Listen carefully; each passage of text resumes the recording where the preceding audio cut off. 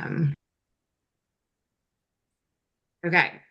For any of our powerhousers who are going to watch a recorded version of this, welcome. This is our crew today, and we're going to start it off with some holiday talk coming in. Everyone just kind of before we hit record talked about where they were in a mental place from healing, from stress to just life happening. And we're going to throw the mic Robin's direction to just what kind of talks are you having with clients at the moment? You know, knowing that if stress is already high, we're probably only going to have more of it coming in the next couple of months. Not to put a damper on you, Ginger, there, but Oh no, that's okay. And then my Florida vacation that we go down to North Redington Beach every November for our partner retreat. yeah. That condo is uninhabitable. Uh, But graciously, we know these two wonderful, wonderful friends on the East Coast that are actually going to drive 2.5 hours to pick us up from Tampa so we can spend the week with them. Now, my only prayer, and I would hope you guys join us, is they really need to get their pool done before I get there. Yes. it's getting there, I know. Yeah, I know. She sends me pictures. Hopefully, it's going faster than they think. She's missing it too, man. Yeah. All right. Robin, you're up, girl. All right. All right. So, in talking a little bit beforehand, and this rolls right into things like holidays and stuff like that. I always like to start, kind of let's pull back big picture. So the other stuff becomes weeds because life happens, and when life happens, that often gets us in the weeds of things, right? So let's weed the garden for a moment and step back and kind of be the sunshine, and let's just look at the garden first, right? So if we break life happening into 4 places, because life happens regardless of what the calendar says, regardless of what the calendar doesn't say, right? Life happens because of other people sometimes, right? Life happens because of me sometimes. Life happens just because stuff happens, right? Right? Just like Ginger was talking about, right? Debbie, what you were talking about, right? Stuff happens and sometimes kind of walks in and smacks us like Sharon Moonstruck. Smack, and we're like, whoa, life, what? What I like to do in pulling back and looking at those moments is I want to ask myself kind of 4 questions. And let me say the questions, and then let's kind of walk through some scenarios and equate it to things like the holidays and stress that often comes with that. Things like situations that we were just talking about, whether they're personal or work related. When stuff happens, what's going on? So the way that I would divide the 4 places when stress happens, when life happens, here's what I would call them. 1, there are things I can control. 2, there are things I cannot control. 3, there are things I've created. And 4, there are things I can do.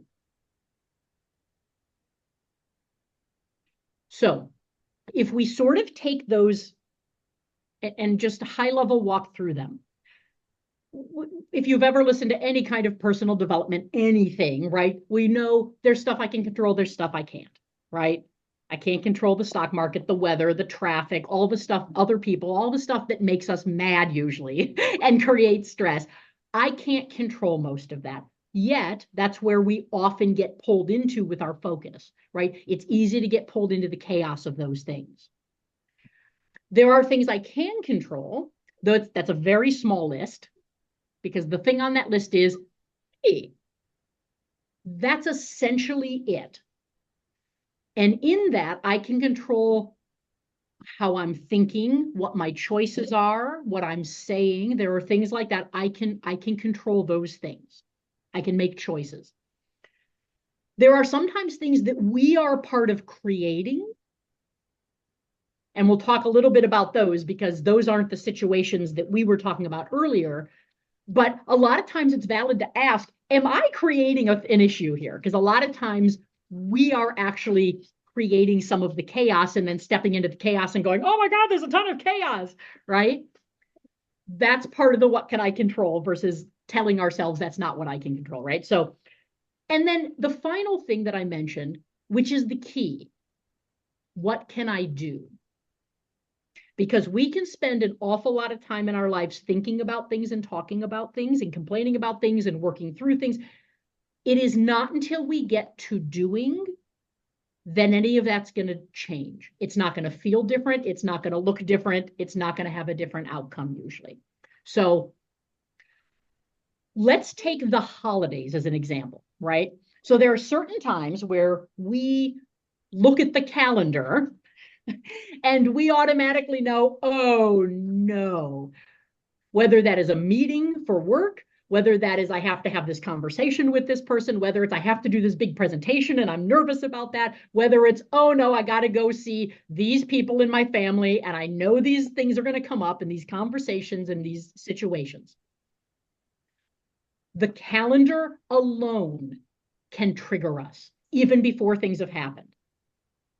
So, one, I'm going to acknowledge that, right?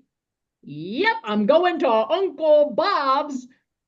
And wow, is this going to be a cluster?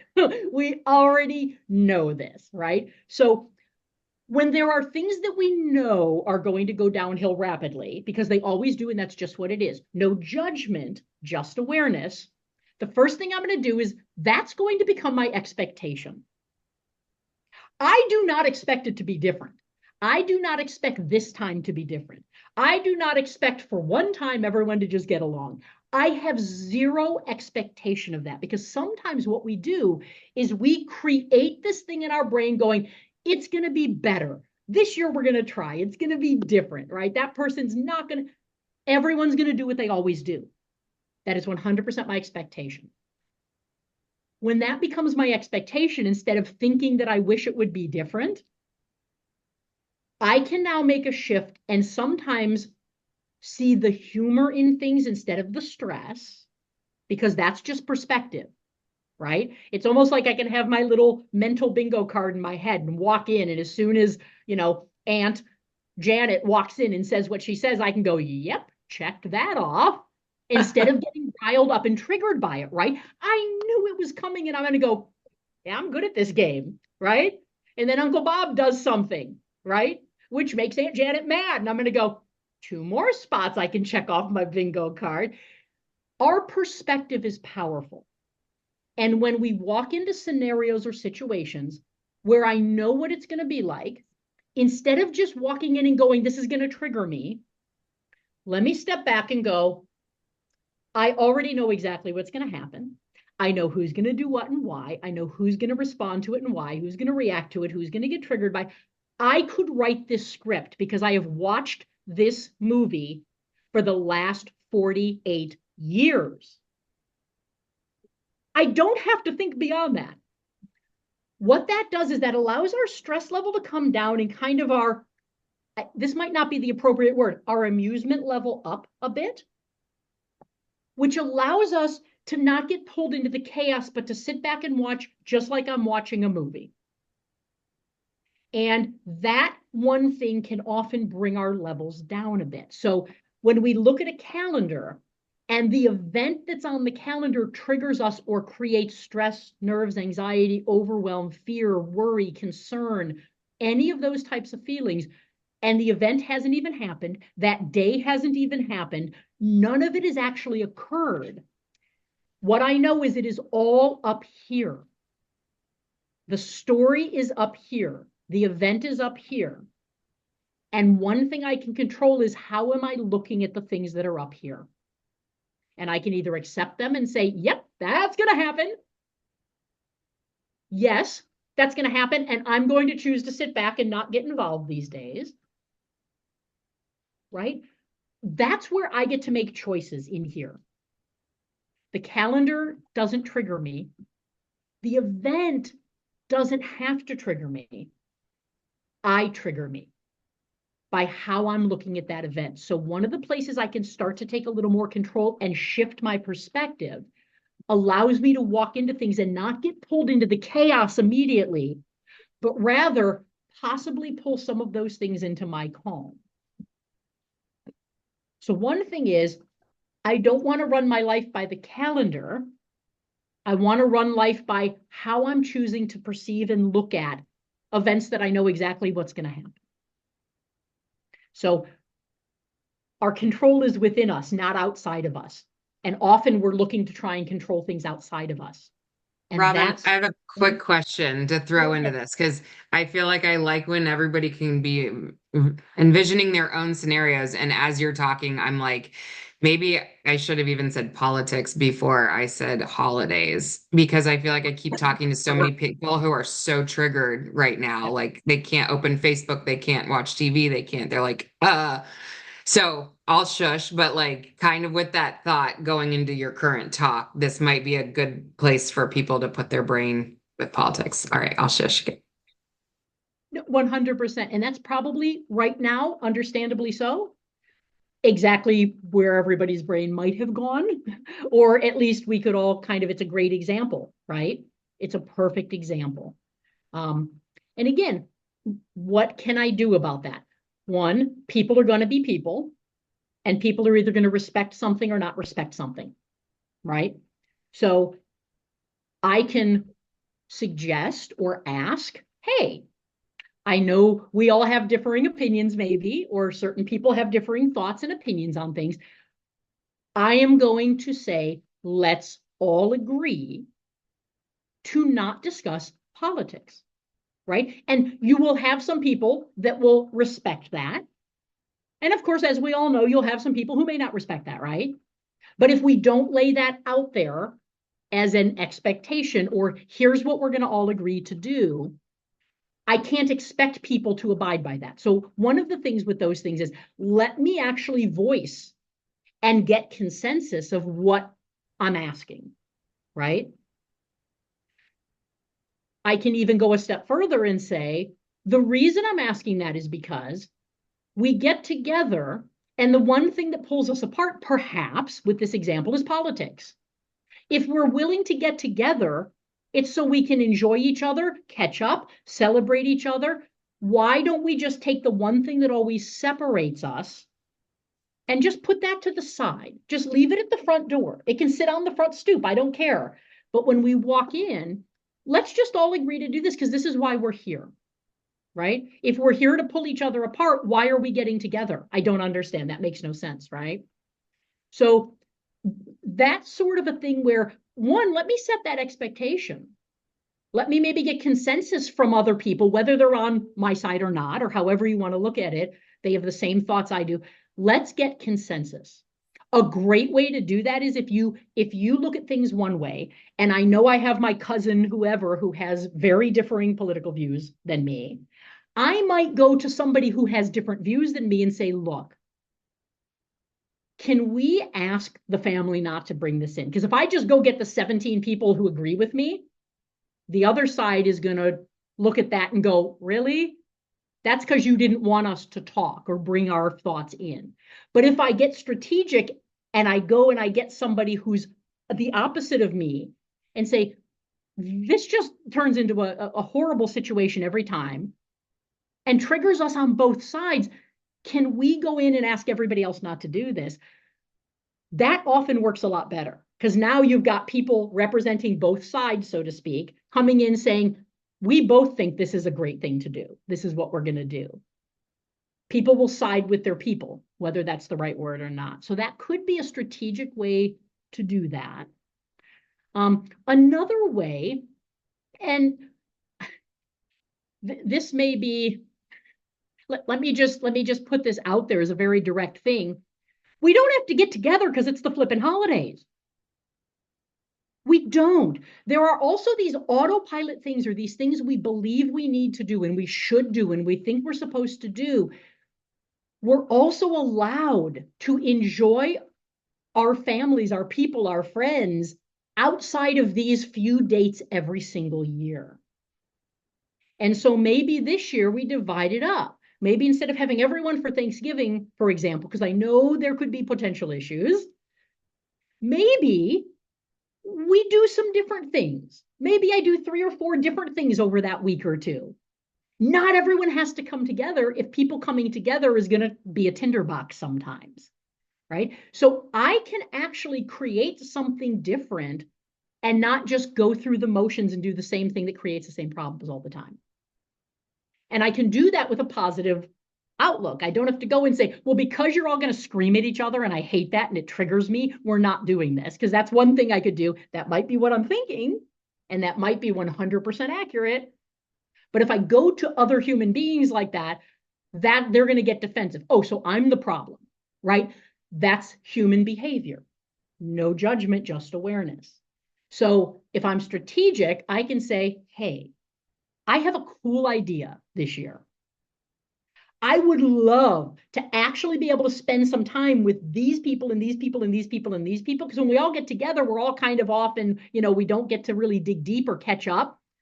I would love to do that this year. So that's what I'm going to do. So get out your calendar. When can we go and do this?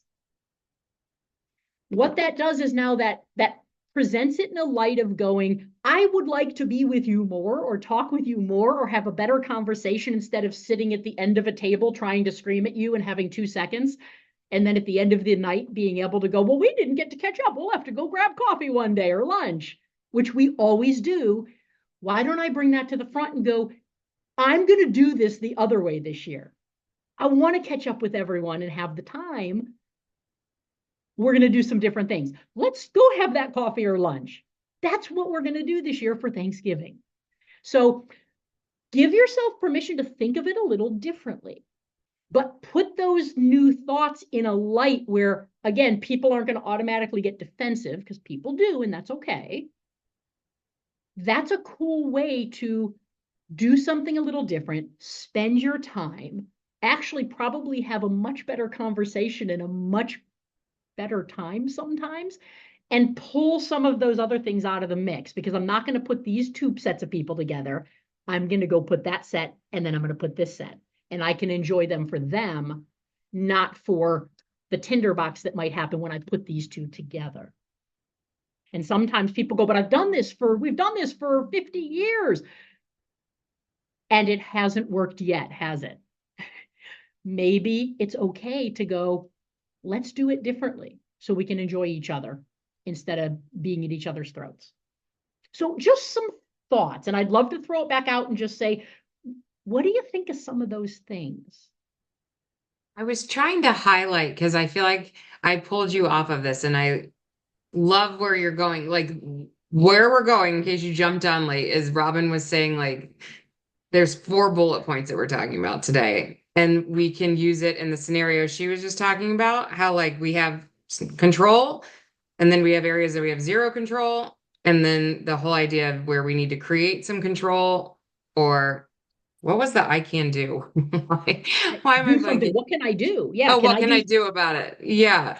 So what I think would be interesting as you listen to Robin's example with the holiday, like where does everybody see that fit in your life where you're like, maybe you can't see where you have control in an area. Maybe all you can see is the if we're looking at those full 4 bullet points, maybe you have a scenario in your life where you're like, all I'm seeing is that I cannot control part. Does anybody have a moment like that going for you? Or an example? Yeah, Yeah. I have that like this whole year. From the death of my mom to trying to wrap up things to the great flood of 2024 in my office here to hurricanes taking our condo off the market.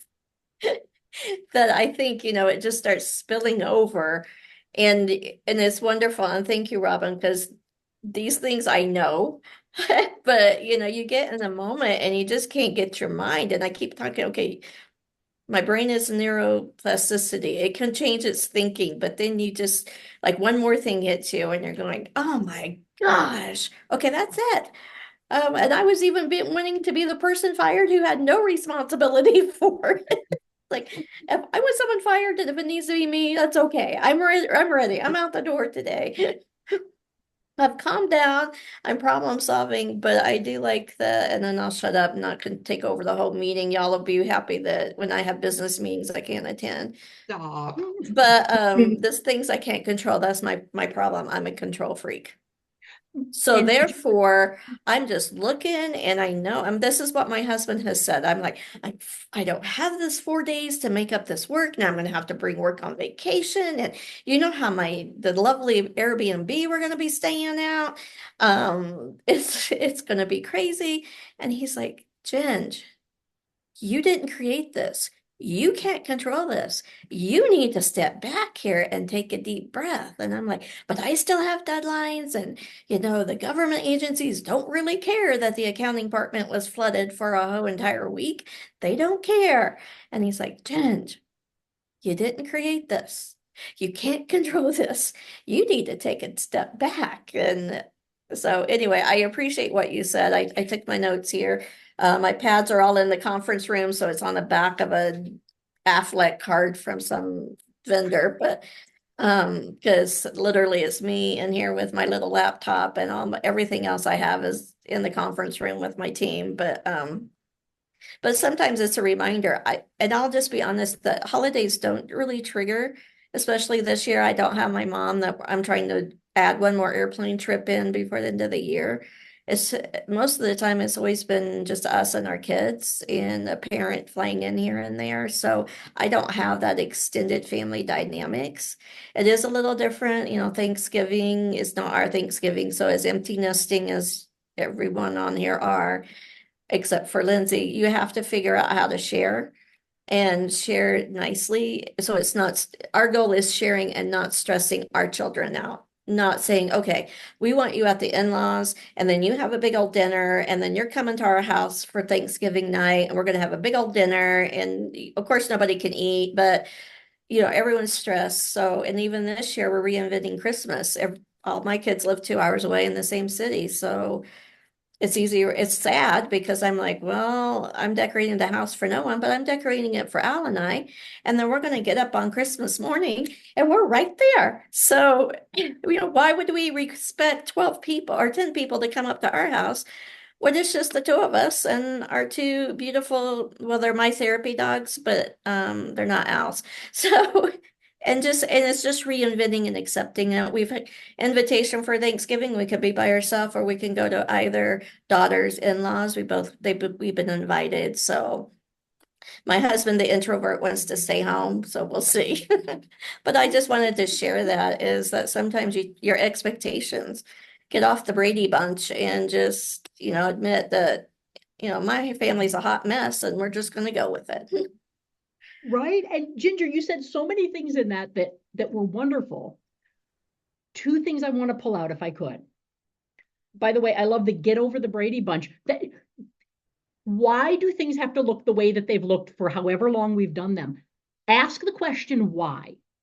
And ask, is that helping or not? And the word you said, Ginger, reinvent. Give yourself permission to reinvent things, right? That is such a huge thing. My husband's birthday is November 21st. Long story short, we were going to try and throw him, because it's his 50th, we were going to try and throw him a surprise party. Long story short, our daughter's in New York at college. It's the week right before Thanksgiving. People are in town or out of town. We could not find a date where enough people that I knew he would want there. That's the key, not who I want there, who I think should be there, or the most people. He doesn't want a party, I'm guaranteeing, with these people, and these people, but these people and these people are out of town. He would scream about this going, what are you thinking, right? And so we're not doing a surprise 50th party. We're doing a month of stuff where he and I are doing a couple of things. When our daughter's in town for Thanksgiving, they're going and spending a whole day. That's his birthday thing. The cousins he absolutely adores are taking him for an evening and we're going to a Browns game. There are all those different things. So instead of having a 3-hour surprise party that he wouldn't really care for anyway and would be so much stress to try and get the quote unquote right people together, totally unnecessary. He's so thrilled he's going to be able to see everybody on his own time over the 3 weeks or so and spend his time with them. why should we have a surprise 50th birthday when we could do it in a way that it was so much more enjoyable and so much less stressful? And to your point, why? And we've got to ask that question. Why are we doing it a certain way? Or why do we think we have to? Or why do we think we should? Do it in a way that makes everybody relaxed and happy and enjoying it, right? That's one thing. So thank you. What great examples. The other thing you said, Ginger, as a control freak, right? I have to control everything, and my hand is way up. I don't know if anyone else on this call, but as a control freak, here was a game changer for me. I was always in the mode of, but I have to control everything. When I changed one of those words, it changed everything for me. What do I need to control? I don't have to control everything. What do I need to control? What that word change allowed me to do was, one, get my control freak on in places where it made sense to take control. And there are times, personally and professionally, where a decision needs to be made. Action needs to be taken. Something has to be done, and it's not being done. Not everybody is the personality type to step up and say, let's go. That's where control freaks thrive. That's where high Ds thrive. In those moments, those are phenomenal places for control freaks to be. However, when little things that aren't that are happening, or there are things that other people are perfectly capable of doing, I don't need to control those things, because now I just look like the jerk coming in trying to get hands on everything, right? That's often how so it's the whole choose your battles thing, but from a control freak perspective. So what do I need to control? Because sometimes that control freak is absolutely a benefit to the scenario, and other people want it because they're not those people. There are other times when that is absolutely unnecessary. And if I come in and walk all over things, that's not a good look, and it's unnecessary. So that's part of that creating. What have I created?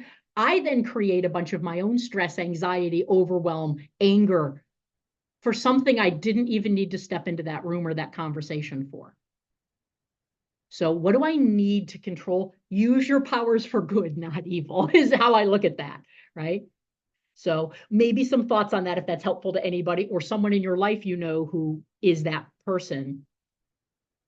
Again, play the psychology game, commend them. In these situations, I love when you step in and take control. Those are phenomenal places for you. Deciding to do something that means absolutely nothing or that doesn't need you, that gets in the way. So do me a favor. Could you make sure that you come into the scenarios where your stuff is phenomenal? And let me take care of this thing that doesn't need that. Right? So good stuff, Ginger. Cool stuff. Because part of life happening and how I'm reacting or responding to it, whether it's my calendar, whether it's some horrific event at work or a personal life thing, or just the thing that always is happening that I always deal with, right? The first step of any of it is I need to get in control of me, and I need to make some decisions of what I'm going to do or not do. Because when we don't start there, we jump into step 2 or 3, which is already jumping into the chaos.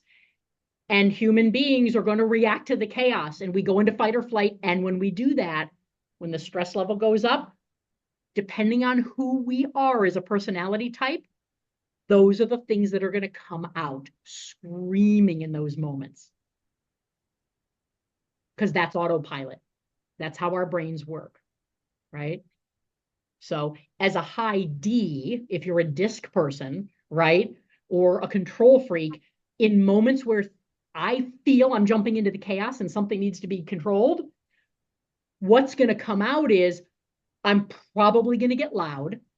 I'm probably going to be angry. I'm going to be so frustrated with people because in my head, the control freak is saying, none of you can do anything. You're all a bunch of morons. Get out of my way so I can take care of this. And that's going to come out in our feel, our thoughts, our behaviors. And we think we're helping because we're just walking in and taking care of it, right? Same thing on the the other end of Were things. you like a fly on the wall there Monday afternoon when computers were going down and I was having to data lock everything? I think, Robin, you were spying on me. Right? And Ginger, that's the beauty of it. The more we understand how human behavior works, there are only a few things to understand. If A, then B, if C, then D, if E, then F. Once you know how that works and who you are, that is where, like you said, I know exactly what's going to happen. I know what's going to trigger me. I know what I'm going to choose to walk into and not walk into, or what I'm going to say and what I'm not. I'm going to know the personalities in the room. Do they need me to step up? Are they as ticked as me right now? Right? If I can kind of, it's almost like recon, right? And this is hard to do in life because, like you said, Ginger, you said it perfectly. I know all of this stuff. The challenge is doing it in those moments, right? Remembering to do it because we go on to autopilot. That's how our brains and bodies work. We go into autopilot. And so the moment to add and really practice for all of us to work on is that recon moment, the assessment before the chaos or the storm. That's the thing to practice. That moment where we walk in and everybody's flipping out and we go, okay, stop for a moment. What is happening? How can I help here? What do they need or not need? If I can learn to build that moment in, that space allows me to walk in and do what needs to be done or not done in that situation. The challenge is, if I'm already on autopilot, I can't create that space. I step into the chaos and I get thrown into the chaos, and my qualities are going to come out just like every other's personality qualities are going to come out in the middle of the chaos. We're all on autopilot. That space at the start allows me to make a choice and be in a place of choice instead of getting thrown onto autopilot. The end result is I get to respond instead of react, because reacting means I'm out of control. I'm on autopilot. Responding means I'm in a place of choice. And especially where there's chaos, which when we say life happens, that's what we're meaning. Something chaotic has just thrown us for a loop. Maybe that we can do nothing about in the moment. It's happened. Uh-oh, what do we do now? Being able to stop and go, okay, this is bad, but what do we need to do? What can I control? What can I not? And getting those answers really quickly allow us to step in and help the situation or know what to do next. And there's a wonderful way. This is the way, I don't know who said this, but this has been in my head for years because I heard someone say it once and it stuck. I want to hear about the problem once. Every subsequent conversation needs to be about, so what are we going to do about it? What we typically do as humans is we say the question or we say the problem, and then we keep talking about the problem and what we think about the problem. And we talk to someone else about the problem. And then we talk about what the problem could end up being. And we have a hard time getting off the problem, which is why we talk about the problem 14 times. I want to hear about the problem once, because the problem is the problem is the problem. It's not going to change. It is what it is. I'm going to take that time, that energy, and go, so what are we going to do about it? And that's where those questions come in. I don't know. What can we do about it? What can I control right now? What can I not? What can I do right now? What can we not? Right? If I keep talking about the problem, I'm creating more of the thing that's not helping. So let me stop creating that. Let's get to what are we going to do about it? It is one of the most powerful things to do from a brain standpoint. It's what we call in coaching the pattern interrupt. I can say the problem and spiral and spiral and spiral and spiral. My brain is trying to keep me safe. So it's going to keep going, what if, what if, what if, what if, what if, and keep talking about the problem. The pattern interrupt is, okay, stop. So what do we need to do? That takes us in a very different direction. And now we can start taking care of the problem or getting answers or clearing people out or going and having a conversation, right? Those things can't happen when we're in the problem. So, again, that's the autopilot. It's our reptilian brain. Our brain's job is not to keep us smart or happy or safe or calm. Our brain's job is to keep us safe. And in order to do that, your brain is constantly going, is there a problem? Are we in trouble? Are we in danger? What's going wrong? Which is why that thinking is always sitting there. What we have to teach our brain is over time consistently saying, no, that is a problem, but we've got a handle on it. Wait, can that problem be fixed by action? Then I don't have a problem. I just need to move to the action, right? Can that problem be helped or changed or fixed or ended by going and having this conversation? Then I don't have a problem. Go have the conversation, right? Go take the action. So the faster you can get to action, the faster we get to, we've got things under control. Even though they're crappy and they were frustrating and horrible and they're not pleasant. So what are we going to do about that? Because if not, they're going to stay horrible and unpleasant and frustrating, which is where we can get stuck. So keep reminding yourself, you can do something about most things. Get to that fast and then figure that out and get to it. Yeah. Thank you. Absolutely. Thank you, Ginger. Great stuff. Jan, I felt like you had your hand up for a second. Once we get her unmuted. I think I got the audio. Can you hear me? Oh yeah, we're good. I was just going to say that I have a new perspective on things that I'm worried about, because there's a lot of things that I worry about all the time that right now are not even in my side vision, because I'm having some issues, health issues, that have taken everything off the plate. Vertigo, if I move, I'm having trouble staring at you guys. So the only thing I can think about is getting from here to the chair over there. And no, you're not going to put the glass in the dishwasher because that's bending down. So the fact that I don't know what the heck's happening with my grandson, they're managing it. I don't know what the heck's happening with that election. It's happening. I did vote, but none of that is all going on without me worrying about it, because I'm worried about getting from here to the chair. So my scope is different. Jan, thank you for sharing that. And again, that idea of we tend to go where our focus goes. As human beings, we go where our attention goes. And Jan, I love how you said, even though I've taken my attention off of that, it's still happening. It's getting managed, right? Wow, even though I've taken my attention off of that, it's being taken care of, right? Mm-hmm. The world can work without me having to manage it. Mm-hmm. And that's a hard thing for us sometimes, especially as control freaks.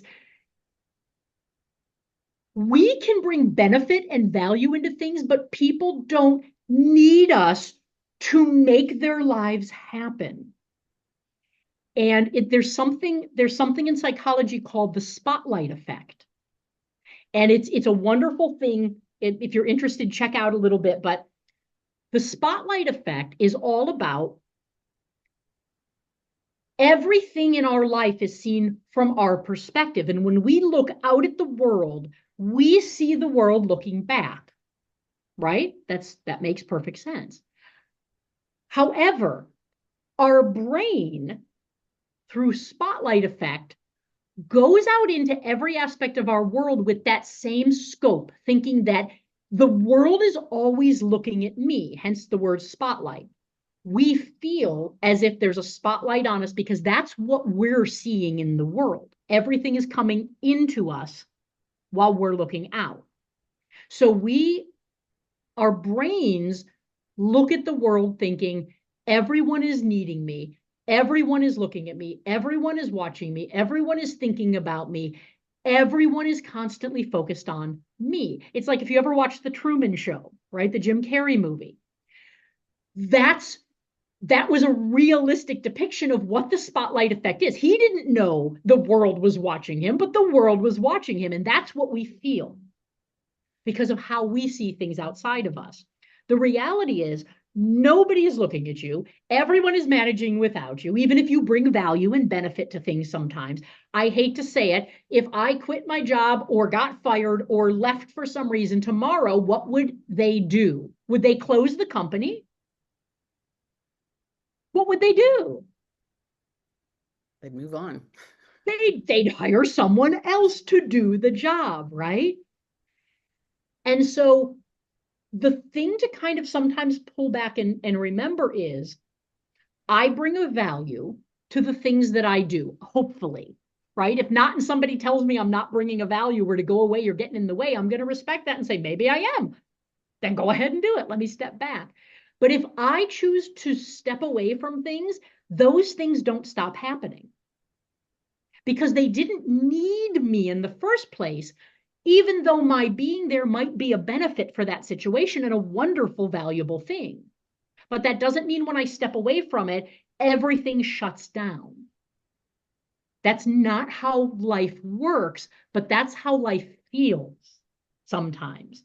And when we go back to, am I focusing on the fact that everything needs me, as opposed to, no, this thing needs me because without me focusing on or paying attention to this thing, that thing doesn't happen. That's where I know that's a real thing. And so if you don't focus on paying attention to getting over to the couch right now because of what's going on with the vertigo, you will step off the chair or move and fall down. Your focus and attention is needed there, or it doesn't happen. So much of our lives don't need our focus and attention to happen. So how can we focus on the things that truly need our focus and attention? How can we be willing to at least let go a grip a little bit? Because we have really strong grips on most things in life. How do I just release the grip just a tiny bit and know that if I'm not there, that will still occur. If I don't have that, they will manage, right? And if I get involved, if I can still bring value, I can do that. But that doesn't mean it's going to shut down or stay open. That's not how life works. And so what do I think? It goes back to kind of what do I think I have to have a hand in where I don't? I can if it's helpful, but I don't have to. The world will function without me. Can I bring value to that functioning world? If so, go for it. If not, step away and figure out what you need to focus on that needs you. Right? And even with work sometimes, in families, we have that sometimes. I love the term well-intentioned because the term well-intentioned essentially means you so messed things up and probably got in the way, even though you think you were helping. That's literally the definition of well-intentioned.